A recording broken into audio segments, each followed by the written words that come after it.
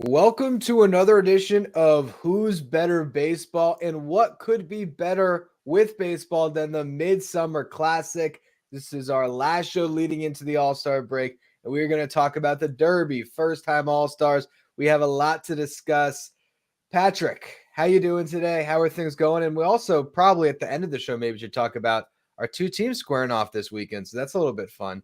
Rockies Mets action. But how are things going on your end?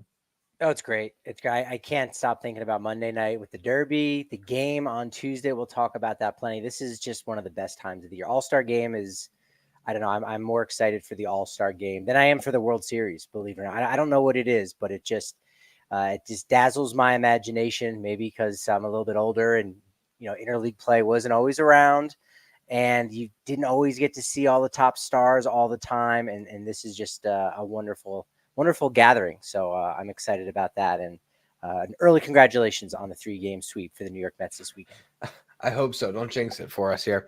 Now, a couple months ago, or maybe about 5-6 weeks ago, we did a first-time All-Star draft, first-time All-Star starter draft.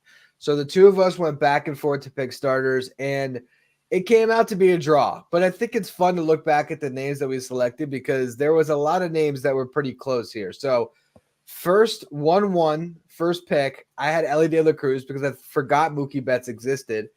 Looked really good though at the 11th hour when it seemed like Mookie Betts was going to be the starter but removed as an injury replacement, and then Ellie would have come in.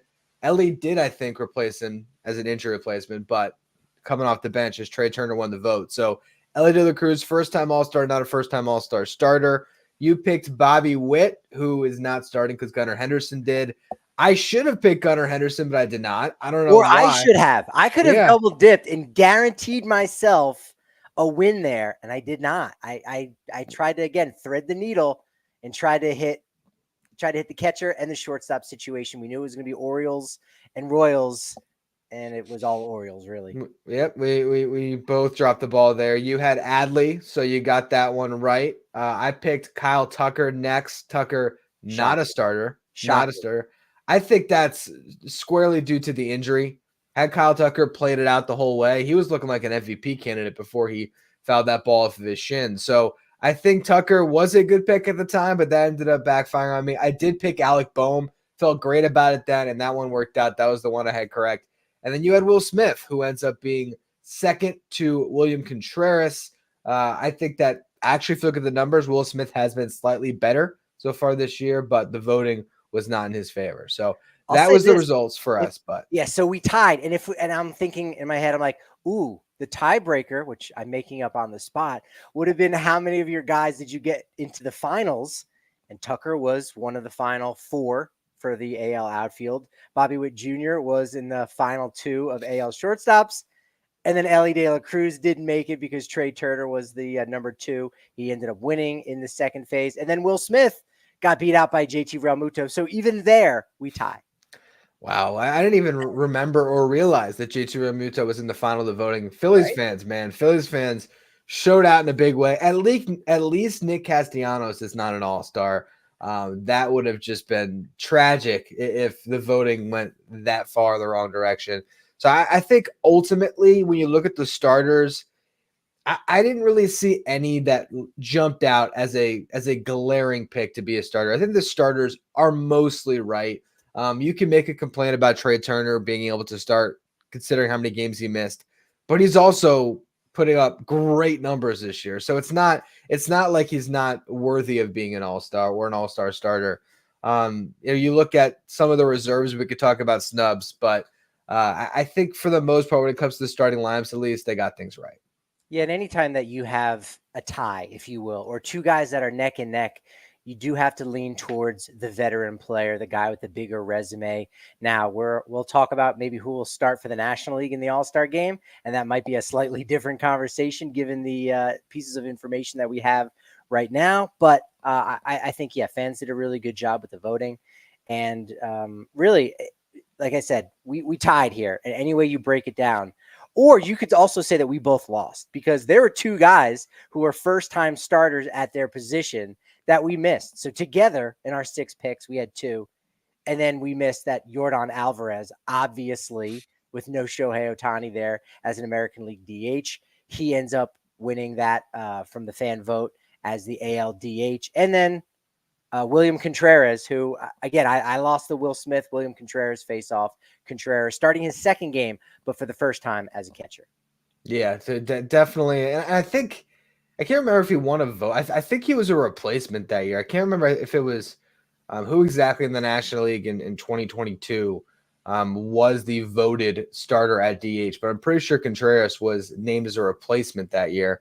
And I remember somebody getting snubbed in that, but regardless, it doesn't matter. The actual first-time starters that we have, Jurickson Profar, which maybe we should have seen that one coming. I think at the time of the draft, both of us were like, well, Jurickson Profar looks good, but is he going to get the votes? I don't know. Crazy the season he's had. He wasn't on my board at all, but you're right. He should have at least been in that conversation because of how well he was playing.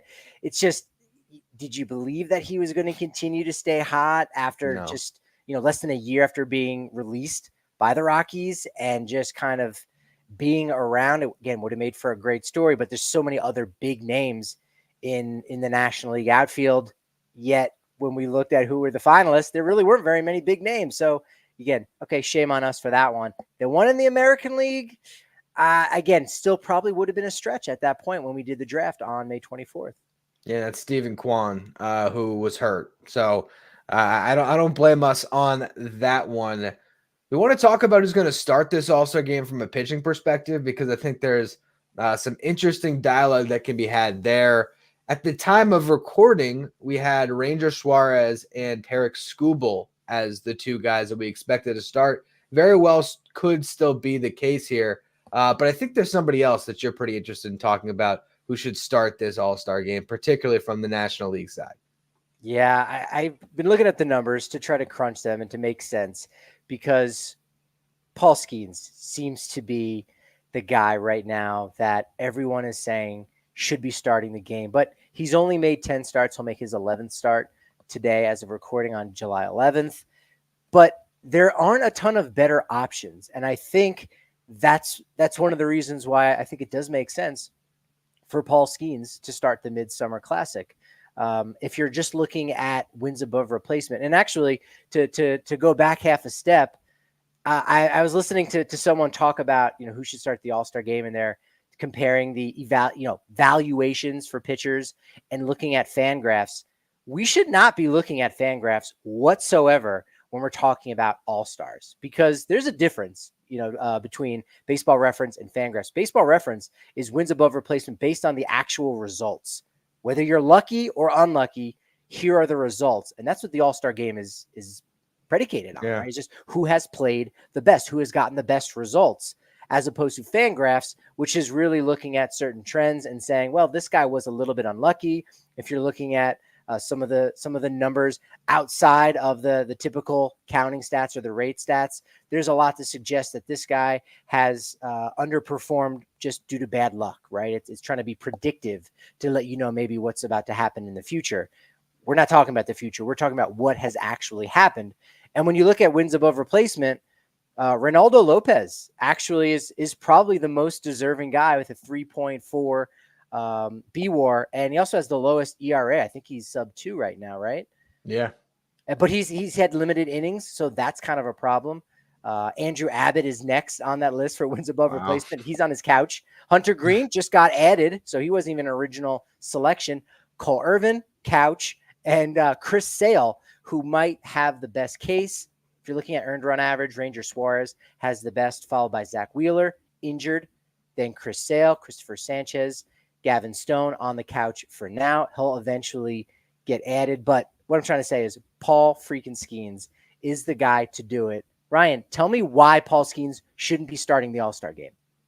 It's hard for me to make that case, to be honest. I think I'm ready to jump on the bandwagon with you. I'll also note that I was on the JB show for what's going to be Friday's episode, and we were going through the matchups of the weekend. Chris Sale, I believe, is supposed to pitch on Sunday. Yeah. I think Chris Sale is at the point of his career where, as much as it's great to be an all-star, I don't think he cares to pitch in the game. he's more focused on his health, making it through the whole season. He's got a Cy Young in his sights, and I think that Chris Sale, if we're going to talk about that conversation, very well could be someone that might emerge as a favorite in that discussion. But All-Star is about star. That's part of it. It's right there in the word star. And Paul Skeens is absolute box office. I think you can make a case if you want to, for sure, that Ranger Suarez has been maybe the best pitcher on the best team. Zach Wheeler, if you wanted to, as well, as far as a guy that has been the best pitcher on a team that's been really good for a couple years now, has had a couple deep playoff runs. There's other guys you can look at, like you said, Lopez being, the ERA leader in the National League, but I don't think any of them brings anywhere near the intrigue towards first pitch than Paul Skeens. Absolutely. No, you hit the nail on the head. I think Suarez would maybe be that one guy. He starts on Friday, so no issue with him going. And again, we're talking about one inning, but you're right. Chris Sale is looking down the road, and he's trying to get that elusive World Series ring, or a second at least.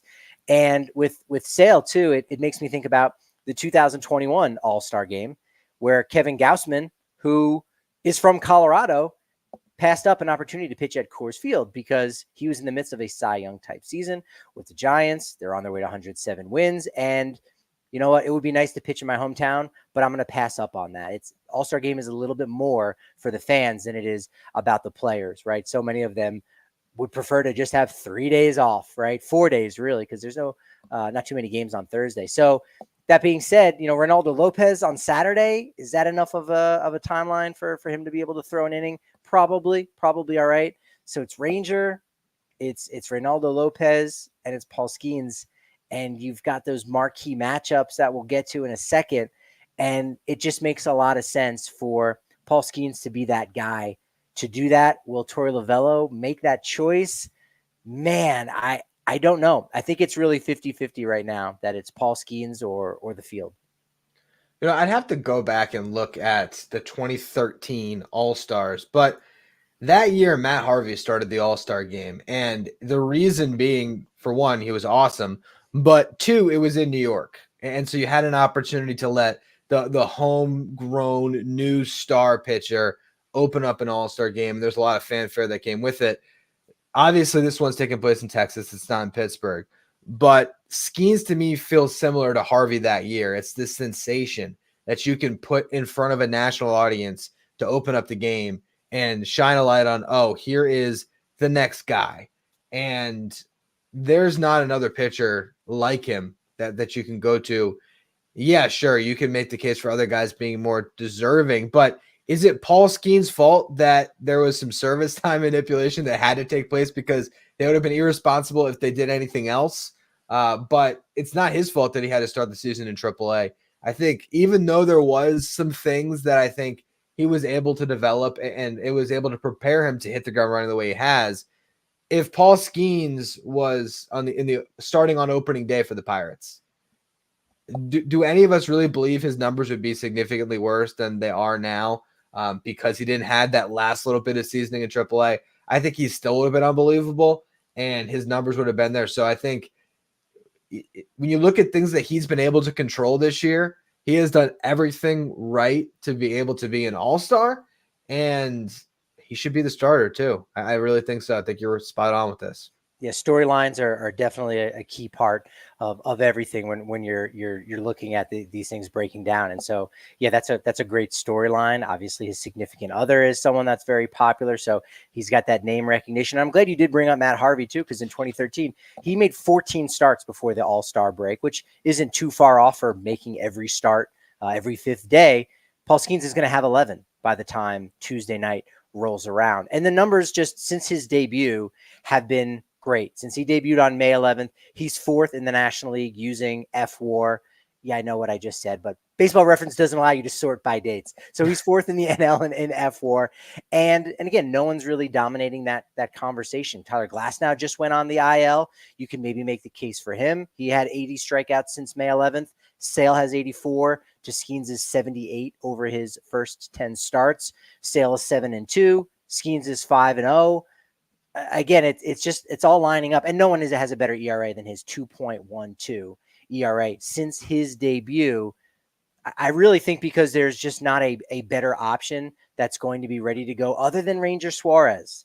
And I think maybe Reynaldo Lopez, but the commissioner, I think, is going to have a word in this conversation.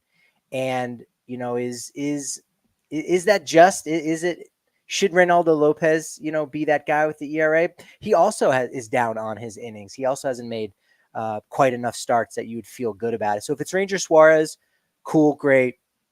But I think there's still more than enough reason and justification to have the guy who this time last year was only just drafted by the Pittsburgh Pirates start the 2024 All-Star game. It's perfect.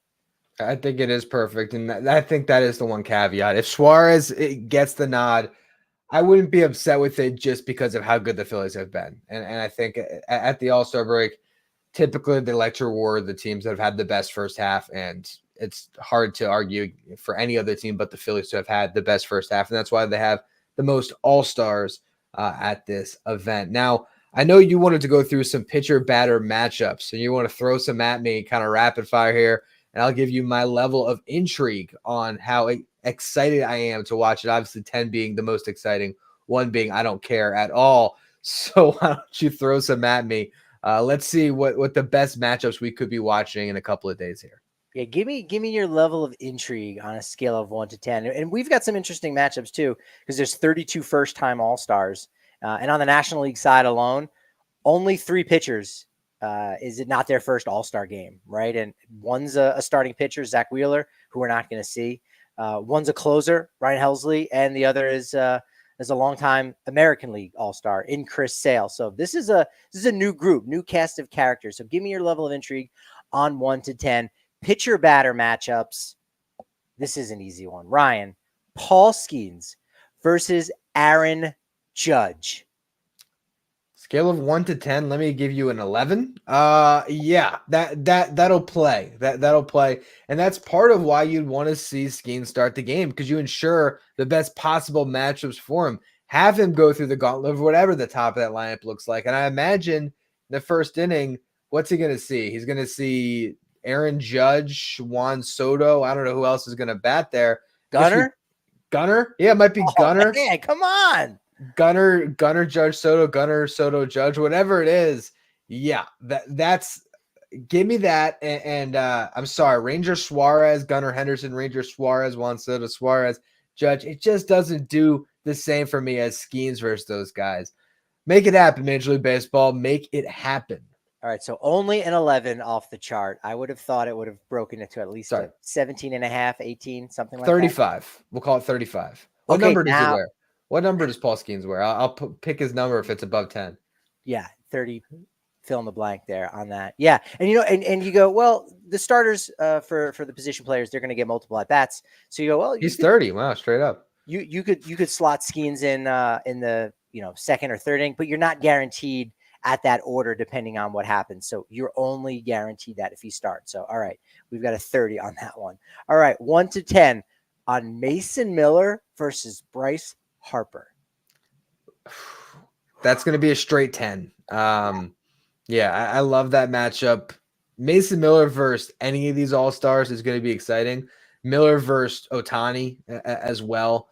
But yeah, Mason Miller, I think the 2 pitchers that carry the most intrigue in the Midsummer Classic this year, it's Skeens and Miller. And Miller's second in that, but for a large portion of the season, he is the guy that we most wanted to watch pitch.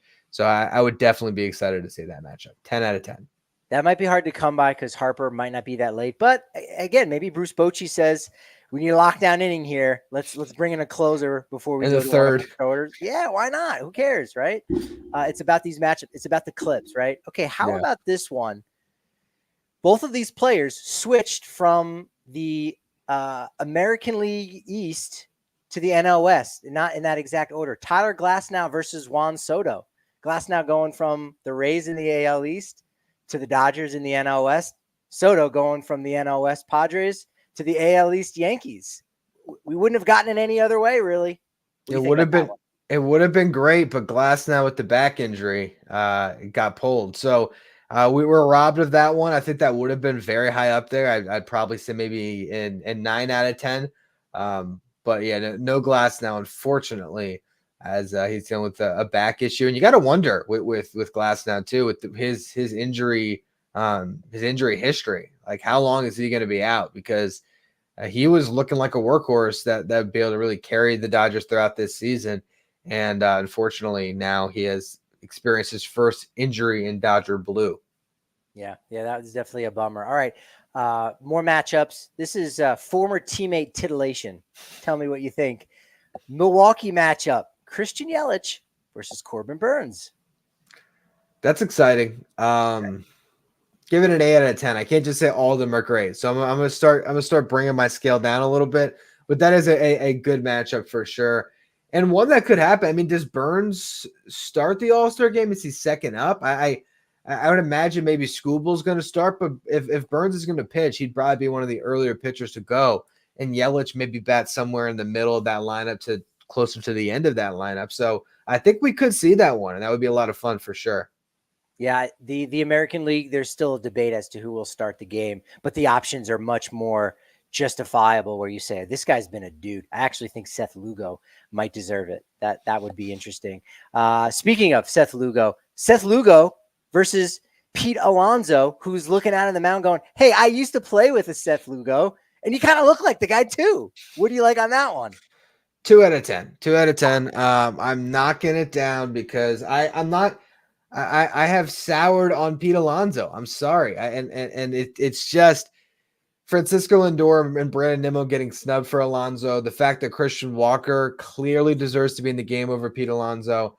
I will, of course, still pull for him in the home run derby because who else am I going to root for? And we'll talk plenty about that later on in the show today. But yeah, the All-Star game, when Pete's out there, I'm just going to be thinking about who's not out there. So that's going to knock down, all due respect to Seth Lugo. I think for me, watching Seth Lugo pitch in an All-Star game and go up against the best of the National League, that is very intriguing to me because it's just crazy to me how far he has come. But Pete Alonso in particular, I'm dinging him a lot. It's a 2 out of 10.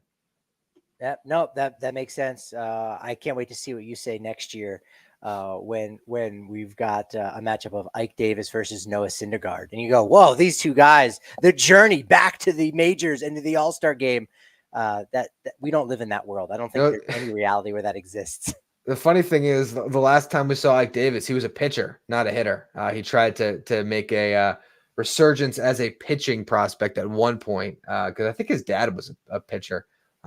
Regardless, though, why are we talking Ike Davis with the and Noah Syndergaard? I think isn't he now playing first base for the Long Island Ducks? No, I made that up. I hope so. Okay.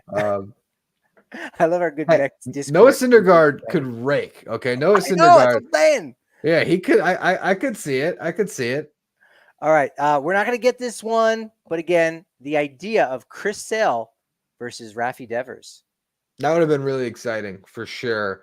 Seeing Chris Sale going up against the guy that he was teammates with there in Devers. And I think just in general, I'm not sure if the Braves have met up with the Red Sox yet this year, but if they haven't, please let me know when Sale's going to pitch because I would like to circle that matchup for sure.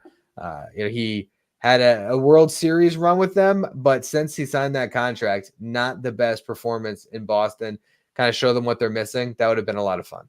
Left on left, you love that. And then the final pitcher-batter matchup, former teammate titillation. The Rockies matchup of Ryan McMahon versus Tyler Anderson. Scale of 1 to 10, Ryan. So what we said we could go up to 30 with skiing. So minus 30? I'm sorry. I could care less about. I mean, for one, Tyler Anderson even being there. I know he had a good year, but when Tyler Anderson comes in to pitch in the game, that's not going to excite me. And then McMahon, I mean, I'm happy for him that he's in the game, but I'm sorry, there's no intrigue there for me. And last but not least, they're not teammates, but they do play in the same state, and they're both their team's lone representative. Tanner Scott versus Isaac Paredes. Also negative 30 or better? You know what's interesting about that? I almost feel like that's going to be a matchup that's going to have some stakes to it, where it's like end of the game. They're both guys that'll be there, closer to the back half, where it's like all of a sudden they're like, I would say right now on the surface, 1 out of 10, 0 out of 10. I don't really care about that matchup. But when it's a runner on second base, Paredes is up Scott's on the mound to try to lock down a save or something, there could be a lot of intrigue with how the game unfolds. That's a great call. Last year's All-Star game came down to a big home run by Elias Diaz, who became the MVP, all Felix Bautista. And you're like, Rockies versus Orioles? What? Yes, I like this prediction. This could age very well, for sure. Yeah, for sure. All right. How about some catcher-runner matchups? Now, here's the thing. Do you have a guess as to who stole the last base in an All-Star game? Because it only has happened once since 2019. I do not know. I did not know the last person to steal a base in the All-Star game. You would guess. Will Smith. Will Smith stole the last base, yes, in an All-Star game. Before that, it was Pete Alonso in 2019. It's funny that Pete Alonso was running. I guess he's just like, all right, why not? Right? All-Star game, having fun. Yeah, I never would have guessed that. I would have assumed it would have been, some type of like Acuna last year or something like that. But yeah, it's crazy. Yeah, no one has stolen 2 bases in an All-Star game since Starlin Castro, your boy, in 2011, and before him, Kenny Lofton in 96. There were 2 caught stealings last year, Luis Ariz and Randy Rosarena. Previous one before that, Lance Berkman in 2011. So I don't know how much we're going to get on the base pass. We know that again, there were 3 attempts last year, so that was a major improvement. So how do you like this one? Give me a 1 to 10 on the intrigue. Adley Rutschman versus Ellie De La Cruz. That one's 10. Ellie running is 10. I want to see it. I want to see him stealing bases in the All-Star game. I like to see him get a base hit or draw a walk and steal second on the next pitch, steal third, maybe get crazy, try to swipe home. Like Ellie De La Cruz, you know what you're there for. Go out and run on the biggest possible stage here, Midsummer Classic. So that one's got a 10 for me. Okay, we got Dodgers Will Smith and Boston Red Sox Jarren Duran. I mean, a catcher and a guy who steals bases. Whoa. Yeah, there's no real story or intrigue. Yeah. Okay. We'll be watching for that one, but you're right. That it doesn't necessarily have any specific juice towards these players. They're not 2 of the best, or they're not the 2 best, but they are amongst the best. How about Ohtani versus Adley? Ohtani, of course, no stolen bases here in the All-Star game. I'm sure he'd like to check off that box just a little bit. I like that a lot, especially so we can see Ohtani shake out his glove of the dirt and watch everyone have a reaction to it on social media. For those of you who know from what happened yesterday. Shaking out the dirt. That's what we're calling it now. All right. How about Bobby Witt Jr. versus William Contreras? 2 dudes come from baseball families. Yeah. I like that one. That's a pretty good matchup, I would say. Bobby Witt is another guy that I like to watch run. So I'll give that one a little bit more. Maybe not quite Ellie, but we'll give it a 7 out of 10 because I'd like to see Bobby Witt making some moves there in the All-Star game. Yeah, no, that's a fun one. Look, this is the time of the year. It's the Midsummer Classic. Baseball's front and center stage, and they need to really go back to just having players wear their regular uniforms. It's in the year in which the uniforms have been such a total embarrassment that they had to now go back and say, yeah, we're gonna improve that for 2025.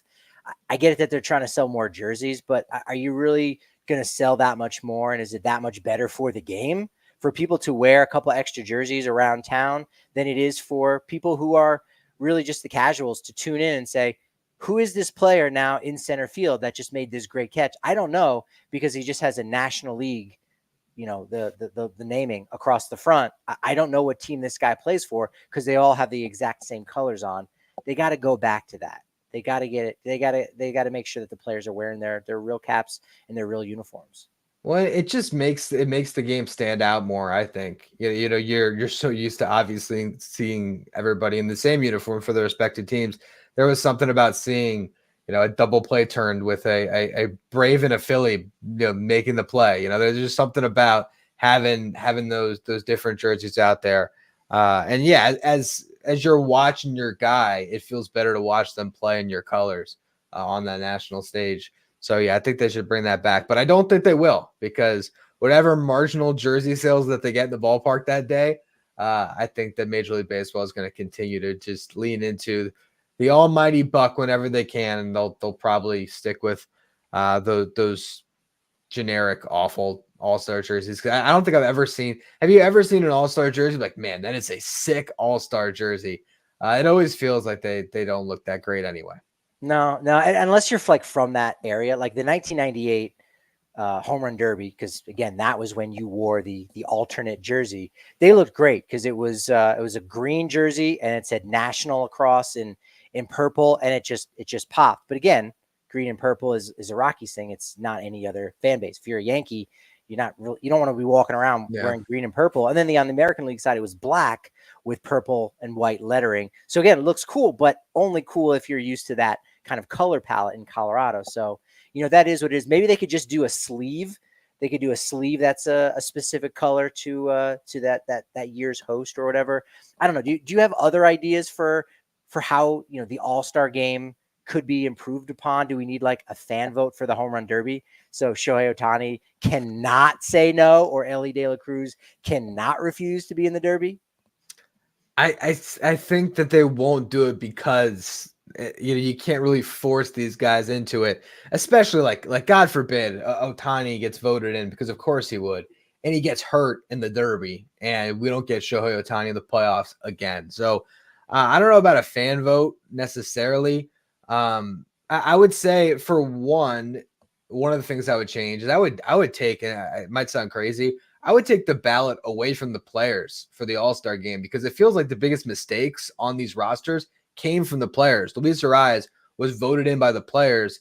In what world is Ariz worthy of being an All-Star this year? I know he's hitting over 300, but for Ariz to be an All-Star, he's got to be hitting 350, 360. He's got to be like an overwhelming favorite for the batting title. There's other guys who deserved it more. If you want to look at Milwaukee, there's a couple infielders, Bryce Terang, Joey Ortiz, that could have easily taken that spot on a better team, mind you, as well, than the Padres. And then, of course, there's Francisco Lindor, who could have been an alternate infielder instead of Ariz. So I would look at that. I also think I saw something that Pete Alonso was a player vote as well. So it just feels like the players don't really take the voting that seriously.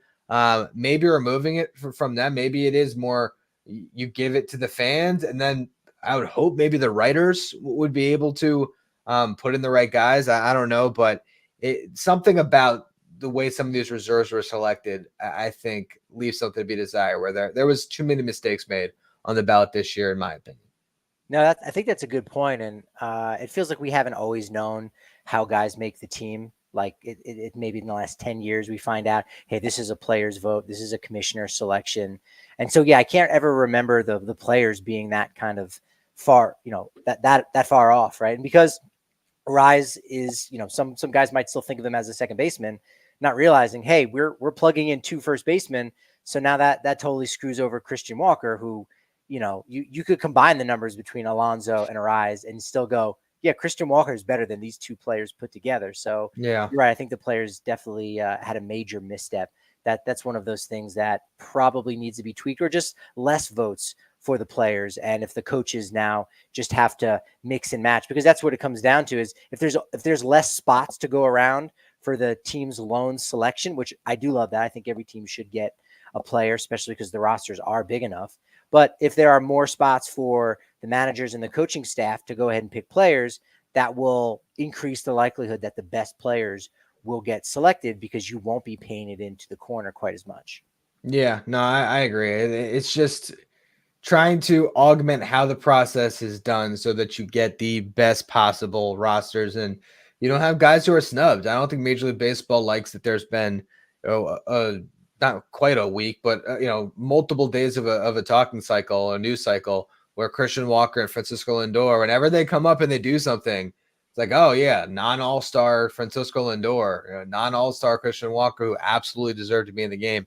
You don't want the snubs to be carrying the conversation into the actual event.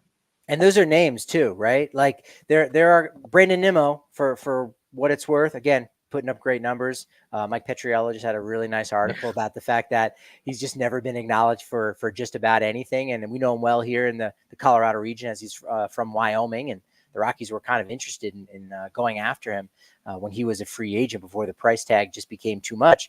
But Brandon Nimmo doesn't have that same cachet, where you look and go, his numbers are arguably maybe even more deserving so, considering the outfield, lay of the land. But he doesn't have that name. When you say Francisco Lindor, and you look at his numbers, how is this guy not an all-star? Christian Walker, how is this guy not an all-star? Yeah, there seems to be something a little bit broken about the system. That being said, by the time the flights are leaving for Dallas Fort Worth on Sunday night, I think we'll probably end up having those guys because more guys get hurt, they drop out, whatever it is, they're not able to play. I think we'll probably end up seeing both Walker and both Lindor or Nimmo added to the roster. I certainly hope so. I do. And I think the one of the things, talking about ideas for future All-Star games we have on here, a prospect derby would be awesome. And I think they're doing a skills competition this year on that futures game day. So at least there is some movement in that direction. But there's so many talented young hitters in baseball to see just a showcase of those guys. And I think you would get the best. I mean, are you kidding me? If you get a chance to say, oh, this is a televised event on ESPN or whatever it is, where I get to go and compete in a home run derby, I think you would get all the top prospects in baseball signing up for this. And so you would get a chance to see what could be a foreshadowing of a derby 2 years later in a futures format. I think that would be awesome. My only worry, and I just thought of this right now, is like watering down the home run derby angle, right? But again, depending on how it's done, you can separate it by a day, whatever it is, you can figure it out. But I love that idea, especially because some of the best players that didn't participate and will not participate in this year's home run derby are young players, and we want them to not say no. We want to maybe force them into it to say, hey, all these young guys, let's get them into their own derby. In fact, there's the viral clip going around this week where in I think it was 2018 or was it 2017? No, 2018, where you had the high school competition and it was Bobby Witt Jr. against Reese Hines, and you're like, here we go, this is great. So even if in the moment the magnitude of that situation, isn't really known at the time, it just helps build this narrative and gives people that opportunity to look back and go, well, you know what? I might not know a ton of names here and who these guys are, but now I'm going to invest in learning who they are. And now I'm going to go out to the ballpark because I may witness greatness that I didn't even know was greatness just yet. And that's what the All-Star game is about. That's what baseball needs to do better, is selling its product and getting people to understand who these players are really before they become household names. That's why the draft has now been moved to All-Star game weekend. And so I think that idea is perfect, Ryan, to really help build the future of the game and a lot of brand recognition for these younger players. Yeah, I think so. I think it would be a way to get eyeballs on them early to get them to sort of jumpstart their own personal brands, their own personal stardom. And then maybe in a couple years after that, we'll see them in the rookies versus sophomore home run derby. We got a draft, people. We are going to go through here and pick a rookies versus sophomore, similar to what the NBA does, but we're not doing a whole game. This is a home run derby. The way I envision this is it could either just be one round, 4 rookies versus 4 sophomores. It's a team event. How many home runs are hit? Or maybe it's, a head-to-head type matchup. But regardless, I just want to talk about the names. So here's how I think we do it. Let's go back and forth, pick one at a time. You can pick first on rookies or sophomores. The choice is yours, and then we will go from there. Would you rather start with rookies and bat leadoff, or have me bat leadoff on the rookies, and then we'll switch and do sophomores after that, I guess? Sure. I really want to pick the sophomores. The sophomore class is pretty loaded. But yeah, no, save the good stuff for the second round here. And because it was your idea, you should get the first pick on the sophomore. So if I'm going rookies, I probably would start with the rookie that has the most exciting pop, and I don't know that he literally leads all the rookies. He's definitely in the top 5, but he's a guy with a ton of power, and I'd go with Colton Cowser of the Baltimore Orioles. He's got 12 home runs going into Thursday. He's a dude right now. Again, he's got the Orioles stank on him. So, I mean, if you're talking about a young player that you want to see in the Derby and can hit him pretty far too, Colton Cowser's got to be at the top of that list. Colton Cowser, definitely one of the top names that I was looking at. Jackson Merrill has had a lot of home runs this year, but for my pick, I'm just going on straight upside. Give me James Wood. I want to see James Wood in a home run derby. New rookie.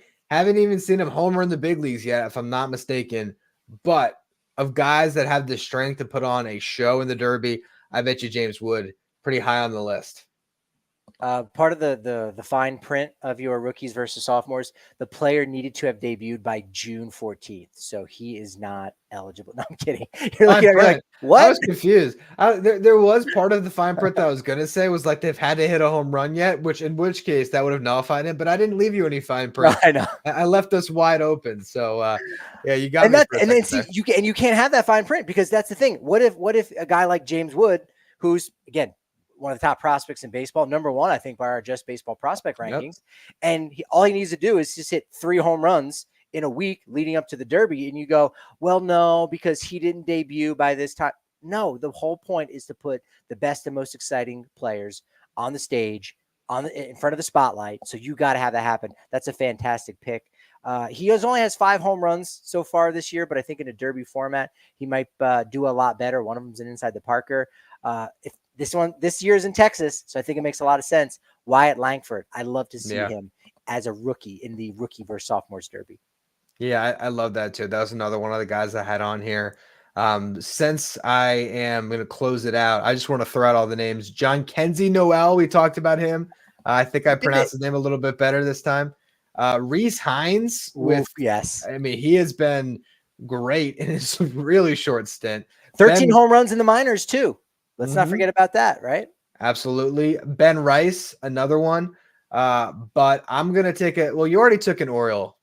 Should I do it? I was going to go Heston Kjerstad. Yes. 16 homers in the International League. Yes. Yeah. So I'll take Heston Kjerstad. I think he would be really exciting in a rookie home run derby. Apologies to Michael Busch, who has 12 home runs. Reese Hines, you nailed on. And what about, I mean, he's back in the minors now. He debuted last year. Jason Dominguez? Yeah, he's hurt, but yeah, I mean, for sure. If you're just talking about power, Dominguez would be a very good one. Absolutely. Yeah, no, I like that. Yeah, the rookie class, good. Again, we're excited to see what the future holds. But the sophomore class, I mean, come on. Well, we're going to see one of them in the Derby. And so I can't not pick them. I have to pick them. I almost wanted you to have the first pick so I could take some of my other guys, but it's got to be Gunnar. I mean, Gunnar is right now the leading home run hitter in the actual Derby. And so for the sophomores, that is a huge edge to have Gunnar Henderson as part of their squad. Gunner's doing a lot of the heavy lifting in the actual home run derby. Yeah, for the second pick, I'm going to have to take ya boy, Elly De La Cruz, man. Dude's got 5 tools. He's exciting. We might, because again, this is a different type of game. We know that power can take a while to develop. We might have a rule where if you hit one that doesn't go out, if you can run around all the bases and touch home plate before that ball lands, that's a home run. And so I think Ellie's going to get a lot of those home runs in this newfangled rookie versus sophomore home run derby, which rules can be made up at any point. I'm just imagining that. Yeah, he hits a big league pop up and he just starts sprinting out of the box to try to catch it. Is he running through the kids? Are there kids on the base paths? Is he going to have to knock kids out of his way too? I think most of the kids are standing in the outfield, so I think he'd be clear. I think the base paths are fairly open, although there might be like massive screens that they're throwing the balls into, and he might have to navigate. So yeah, that's a good pick though. Elly De La Cruz. I'm upset he's not in the actual home run derby. Come on. With Bobby Witt there, with Gunnar there, I thought Elly might be the last selection. Instead, it's Teoscar Hernandez. We'll talk about that bracket in a minute here. There's a guy that I think probably is as box office of a sophomore that can be if he was healthy. I'm not going to pick him, but I'm going to shout him out. Royce Lewis would be amazing in a home run derby, but I'm taking my guy Mark Vientos. I didn't get the Mets in our last little derby draft, and I think Mark Vientos would be unbelievable in a home run derby. I said before, I'll say it again. I wish the Mets had Vientos instead of Alonso in the derby, just because it'd be something different. But I get the intrigue that Pete brings in his 5th derby. Addicted. That dude is addicted. Is that the most ever for a home run derby?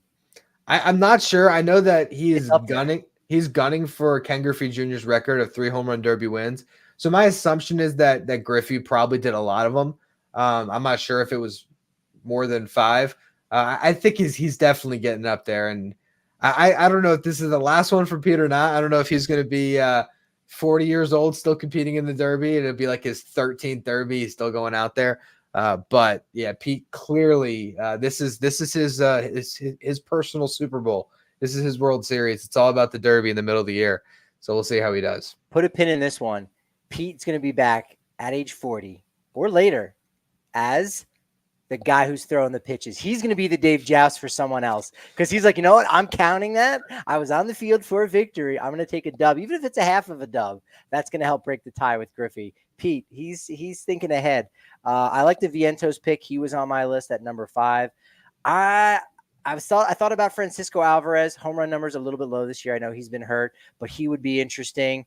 I had Royce Lewis as my 3A, but 3B, dude is so slept on. He's not a spring chicken, but he's so slept on. Hits homers left and right. Spencer Steer. I mean, there's not enough that you could say about this guy. Last year, probably deserved a lot more recognition in the Rookie of the Year award voting. It was just absolutely packed. But he's a dude that was playing all around, not playing very well defensively, but the dude can slug. So Spencer Steer would be my second pick. So if we look over our full bracket here, so on the sophomores, Gunner, we got Gunner, Vientos, and then you got Ellie and Steer. Then on the rookie side, we had Langford, Kerstad, James Wood, and the fourth one that's eluding me, your first pick. Colton Cowser. So you compare that bracket to the one that we actually got, and I don't know which one I'd be more excited to watch, to be completely honest with you, because there's some names I'm just really not looking forward to seeing in the Derby this year. You got Gunner. That's exciting. Yeah. Marcelo Zuna has hit a lot of home runs this year, but who really wants to see him in a Derby? Jose Ramirez, we've seen it before. Teoscar Hernandez, first time, if not mistaken, but I'm not that intrigued by it. Pete Alonso, we've seen it 5 times now, but people are still signing up for more. Adolis Garcia, was he in it last year? He was, yeah. And at first I was like, man, why did they pick Adolis? And I'm like, oh yeah, it's in Texas. Great pick. I can't. Yep, that works. I can't complain about that. And then you got Bobby Witt and Alec Boehm. Would you take Alec Boehm in a Derby over anybody that we just talked about in the rookies versus sophomores? Because I don't think I would. I think I'd take all of those guys' power in a Derby setting over Alec Boehm. Because look at Alec Boehm as a doubles hitter, not a home run hitter. But he was one of the first names that signed up for this thing. So I'm sure they put it to the All-Stars first, and I guess he jumped on the opportunity. Yeah, I mean, there's not a ton of names that I like more than Boehm, but I think the veteran presence, right? It's his first All-Star game, so it's, again, bright lights. But he was there last year in the NLCS, previous year in the World Series, so I think he's gotten a taste of that. You know, again, not exciting, as you said, kind of a gap-to-gap hitter, doubles guy, only has 11 home runs this season. So, you know, there's not a lot of excitement, but as far as how well he would do, you know, half the guys probably that we just drafted in the rookies versus sophomore Derby, I would still kind of be okay with Boehm over even a guy like Colton Cowser. The best power, but it wouldn't be by a ton, right? I'd still like to see it. And it wouldn't shock me if Colton Cowser totally blew him out of the water. Looking at the actual event this year, if they do line it up, I can't remember if I think the seeding is just who's hit the most home runs, right? I'm pretty sure that's how they seed it. I don't think it's so, just yeah. Because otherwise you would see someone like Pete Alonso maybe as the first seed just because of his Derby experience. But I'm pretty sure it just kind of goes chalk based on home runs, in which case Gunner should be the 1 seed going up against Boehm. So you know how this works out. Alec Boehm is going to stun us and knock out Gunnar Henderson in the first round, right? No, we don't really get, I don't feel like a ton of upsets. Like we have had guys where they put on a show, they put on a major performance, and then they still end up losing. That happens. I know Salvador Perez hit like 30, but I think he was going up against Alonso in 2021. I do know that it was Ohtani versus Soto in Colorado, and that was outstanding. Yeah. And so Soto ended up going on that shouldn't have happened. They've got to figure something else out. But if you do some kind of seeding thing, you know, people are going to say that's unfair because, hey, this guy was seeded 6th and he's got the second most amount of home runs. So you're never going to make anybody happy. But yeah, I think Gunnar over Boehm is probably the easiest lock. I would think so. I mean, I remember there was the year where Vladdy was like the 8th seed because I think it was 2019 might have been the rookie year, where it was just like they kind of put him in the game at the last minute, and he was unbelievable to watch. Last year, I think we saw a matchup of Luis Robert and J-Rod in the first round that felt like a final. So you get that sometimes. So let's go through the rest of them. It would be Azuna versus Witt. Everyone's pulling for Witt in that instance. I think they maybe get a Gunner Witt second round matchup. That would be exciting. But yeah, I think I'd like Witt over Azuna. Yeah, I would take that too. I think everyone is certainly rooting for that to happen, Yeah. right? That's very strange that MLB would kind of allow that to go on. But again, how desperate were they getting where they needed people because they had been rejected for so many times? But just having a name in there with a guy who's towards the leaders in the National League in home runs, it loses all its value if it's somewhat of a controversial player with a sordid past. So baseball should have done a better job of sorting that out. So yeah, Bobby Witt Jr. He'll get the juice baseballs, and then we'll notice if the balls that are being thrown to Marcelo Zuna that there's like water just like wicking right off it because they're so heavy and so soggy. You're like, oh, okay, Bobby Witt Jr. won that round. Hey, good for him. I'm fine with it. I think all the baseballs are going to be juiced too in the Derby, right? They have to be using the juice baseballs. Got to be. What's so funny is I've been going back and looking because obviously this is the time of year where the All-Star game has always occurred in the first half of July, and going back and looking at some Rockies players who have participated in the home run derby and going and looking at the numbers, they're so low. They're so staggeringly low in the past, even during the steroid era. And I think it was because MLB was probably like, yeah, no, just open up that package of baseballs, throw it out to those guys, and that's that. And I think they've gotten wise to it. And, the more tightly wound baseballs, dehumidifier, depending on where you're at. Yeah, they juice the baseballs, and that's good. That's fine. Who cares? So we want to see it. Fun. I think it's multiple things too. I think it's that. I think it's the timer instead of the out system has led to some more home runs where guys are just nonstop going.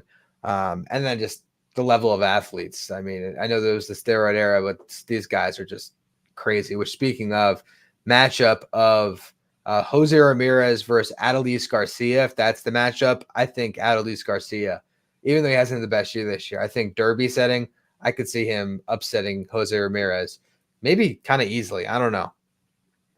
Yeah, I'd probably take Adolis Garcia there on that hometown guy. They usually tend to fare, pretty well in general. And Teoscar, having a great season, and he's playing for a free agent contract, only signed a 1-year deal. So good for him. But yeah, I'd like the hometown guy, Garcia. Then you have Teoscar Hernandez versus Pete Alonso. I'm thinking Pete's going to win that one, which brings us. I'm just automatically penciling him in because this is going to get us to a semifinals round where I'm actually excited. If you give me Gunner and Witt as one matchup, and then the hometown Adolis Garcia and Pete Alonso, now we got a derby. Now I'm fired up about it. There's a world where this still turns into a very good home run derby. Yeah, those matchups would be absolutely perfect. And again, not the NBA, so we know that MLB is not going to rig something like that to happen. But that would be exciting. And you know what? Every year in the Derby, there's always someone different who comes out and just has an amazing performance, and that's what's most memorable. And it doesn't matter what the actual home run total is. As I said before, the numbers being so low. Like, how many guys have hit more home runs than Josh Hamilton in 2008? Yet we still remember how electric that performance was at Yankee Stadium, that final year of that building, and how great Josh Hamilton was. He didn't even win the competition that year, and we still talk about Josh Hamilton, 2008 Yankee Stadium. So it's a show, it's a performance, it's an exhibition of the game's best, and so it'll be exciting because any one of these guys could really put on an amazing performance, and I just can't wait to see it on Monday night. Me too. It's the best event of I'd almost say any all-star in sports. Yeah. The home run derby is the most exciting. So it's going to be a lot of fun. And as much as I have talked down on some of the names that are on this list, yeah, if you let me focus in on Gunner, Witt, Adolis Garcia as the hometown guy, because there's always something about that hometown guy. Like it's hard not to pull for the hometown participant in the derby because it's just so much fun to watch the crowd get behind them. And then Pete Alonso is just the constant force there. So I think it's going to be a lot of fun. And we'll be back next week to talk about the second half. A lot of exciting stuff there. We're going to try to keep our schedules a little more consistent, Thursday streams as we close out this season. And we'll be talking about teams that are dead in the water, teams that we believe in, who's going to be better down the stretch. A lot to discuss. We appreciate all of you who continue to tune into the show. If you want to follow us over on YouTube, that's where you'll find our broken up episodes of these shows where we take more bite-sized videos there for you. You can find us wherever you get your podcasts, Apple, Spotify, as well. If you want to follow us on social, Who's Better BB on Twitter or X. And we'll be back, like I said, next Thursday for our second half preview stream. Should be a lot of fun.